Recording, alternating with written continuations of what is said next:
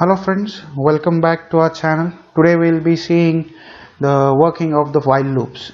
Now as the name suggests, it's looping. Looping is something where we want to perform a particular task multiple times until certain condition is satisfied. So for that purpose we make use of the while loops and the for loop. So today we will be seeing while loop. Let us get started. I'll initialize some value into I, say 1, and I'll put a condition into the while loop saying if while I is less than 5, or for that matter I is less than equal to 5, whatever the condition is. What we will print this time is we will print the number of iterations this while loop would be executing for. So what we'll do is we'll simply write a simple print statement. This is iteration number, and you print that number. So when you say, now what this would be doing is, initially we have a value 1 into I. When I is less than 5, yes, it is less than equals to 5. So the print statement, what it would be doing is, this is iteration number, whatever the value in I will get printed there. So this is iteration number 1, this is iteration number 2. It would go on till the condition is being satisfied. Once the condition is rejected, it would go out of the while loop.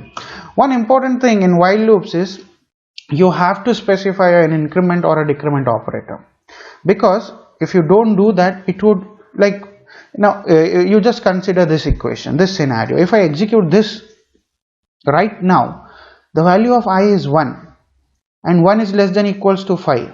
That is true. This would be true forever, because you're not incrementing the value of I. So I would always be less than equals to 5, and this loop would go on and on till you have to stop the Jupyter notebook, you need to restart the kernel then. So this is an important thing to note in while loops, that you have to either increment or decrement. So in this case we wish to move towards 5. So what you do is I equals to I plus 1. So in the first iteration, what happens? This is iteration number 1 gets printed. Then you increment the value of I. Now the value of I is 2.